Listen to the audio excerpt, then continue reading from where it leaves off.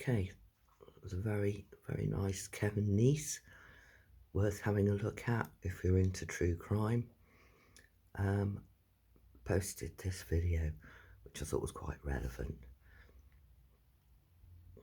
I know he's in America, but I think it's about the same here. It's a good definition of cyber stalking, but one of the things that you should realise is where it says hacking into a victim's online accounts. This is what happens. Have you ever had a rant against anybody? You're talking to your friend online, you're telling them about troubles you're having with people around you or at work. Well, a good game is for somebody to hack your emails and then to go to that person and say, hey, this person's saying this about you, right?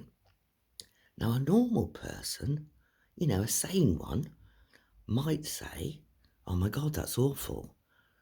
It's awful that you've hacked into somebody's account and you're letting me read their personal information, their private information, because everybody's allowed to have a rant.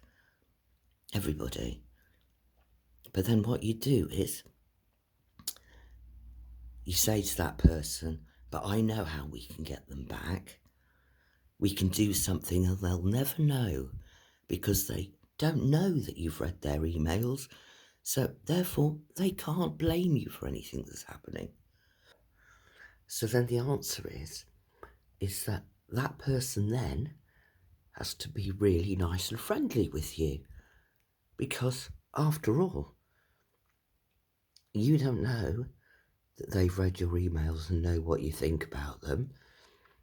They're confident, as long as they're nice to your face, that you would never suspect that whatever's happening is coming from them. So maybe if you've had sex with your neighbour or, when you were just a bit drunk and it seemed like a good idea at the time, well, that, my friend, is going to come back and haunt you. And you're going to find yourself between a rock and a hard place.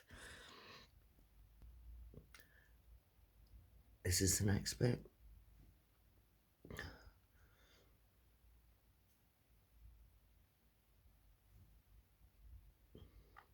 So hacking into all of your accounts anyway, and using that information to upset people and wind them up.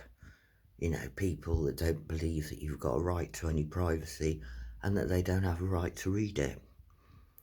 And this is the problem then, isn't it? Because, God, look at this revenge porn.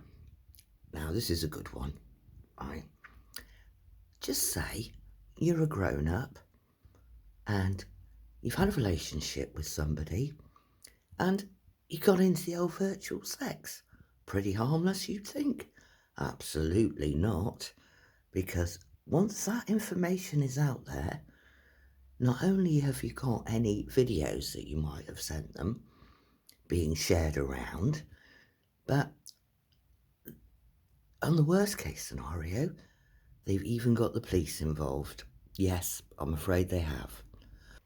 And what we really need is police officers who are stalking using an app like Wiggle Wi-Fi, people. And you also need somebody who can get onto accounts and pass on that information to the police. Might be a good thing, you say, but we have a justice system. There is a process and in place for dealing with people who are really bad. The idea that you would find somebody that was bad by your own interpretation, maybe they made a naughty video. Maybe you've seen that naughty video. Because, after all, who wouldn't want to see a 52-year-old woman being a bit sexual? I mean, everybody wants to see that now, don't they? Hey? So, this is what I'm warning you about. You won't know about it because it's all quiet. When X hears about what you had to say about them, they can't say anything. In a normal situation, if you said something bad about somebody, they might come round and have a go at you. But of course they can't, because they've seen something they shouldn't have seen. And that's the key. It's something they shouldn't have seen. And then they're acting on it. But they haven't got the facts straight, because whoever's hacked you is only going to give them enough to perpetuate their own version of what's going on, of who you are. I mean, for example, this is a good one, talking about the personal videos. What about if this person says, look, this woman's obsessed with me, she keeps sending me these videos, and they're unsolicited. Does that mean then that by that token that it's fair game to pass them around and show them to people? Is that right? I mean, because you'd have to believe that it was unsolicited in the first place, wouldn't you? The fact that it's in the UK, it is legal to pass on personal, private, sexual videos. It means to cause distress. Right. So now you've managed to create this horrible person out of a few emails and a few Google Maps. Oh, listen, this is a good one. How about you go away for the weekend and Google Maps has got you walking all the way around your hotel at 3, 4 o'clock in the morning. I mean, the interpretation of that. Do you know what I mean? What does that look like? It's really dodgy. Unless, of course, you know that person and you know they smoke. You know they smoke weed. So they're not going to be sitting in a hotel smoking their weed, are they? And they're not going to be walking up and down the high street smoking a joint. So they're going to be walking around the back of the hotel smoking their joints. But of course nobody thinks that because they don't even know this person. They've never even spoken to this woman.